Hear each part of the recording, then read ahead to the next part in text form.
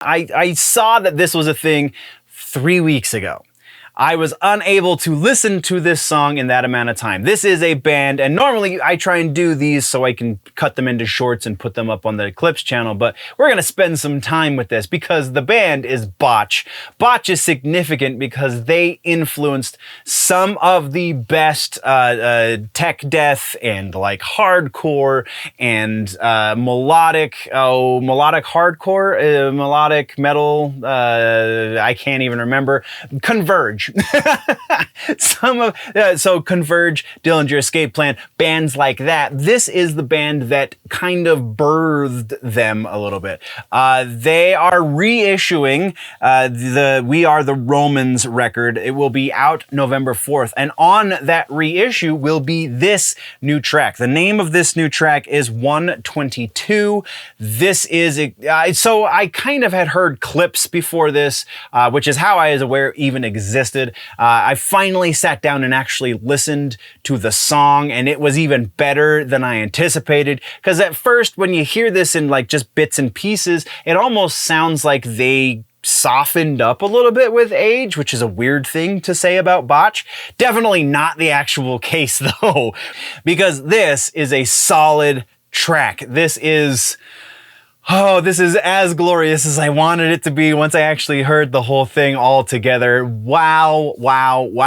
Yeah, the band has been very, very clear. There is not going to be a new record. There is not going to be other new tracks. Nothing new is in the cards yet.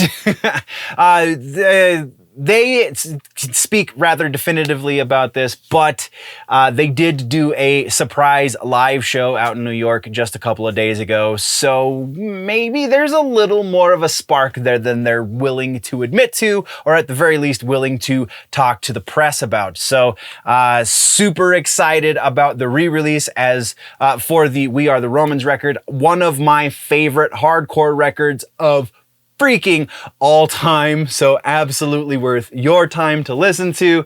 And this track specifically, I would wholeheartedly recommend this. So the thing about Botch and all of these subsequent bands that have come since Botch in this kind of hardcore, melodic, whatever the hell, math metal, whatever. This is music that people who are into difficult music love. And I wouldn't say necessarily you have to like heavy music to really appreciate Botch, though you should know they are very heavy.